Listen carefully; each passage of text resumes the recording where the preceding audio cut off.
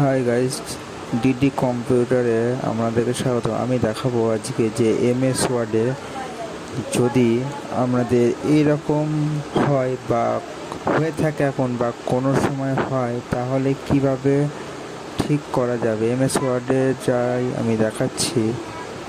এই দেখো, এমএস ওয়ার্ডে গিয়ে সব কালো, কোনোটাতে কোনো টুলে কাজ করছে না। এবার সব টুলগুলোকে কাজ করার জন্য আমি কি করলাম সেটা দেখে নাও।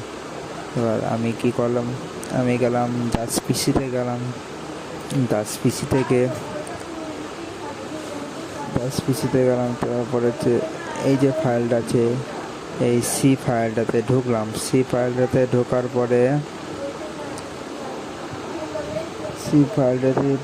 পরে আমাদের ঢুকতে হবে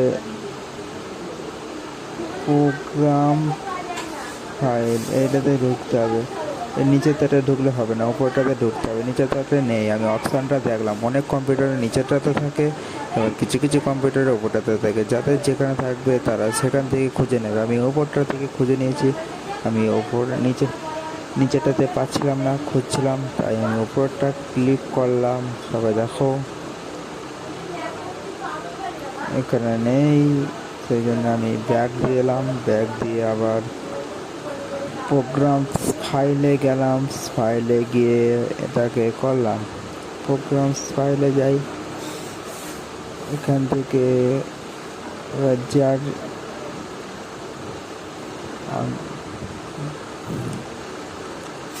এখানে পাচ্ছিলাম না বলে আমি ব্যাক দিলাম। ব্যাক দেওয়ার পরে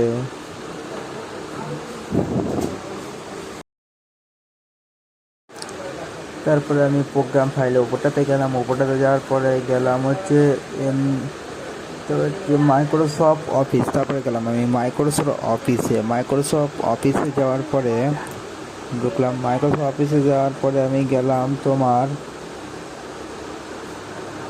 ওই তো অফিস 15 না 16, অফিস 16 ক্লিক করতে হবে। অফিস 16 ক্লিক করার পরে ওই মধ্যে যে অপশনটা আছে ওটাতে ক্লিক করতে হবে। এবার সেটাতে ক্লিক করার পরে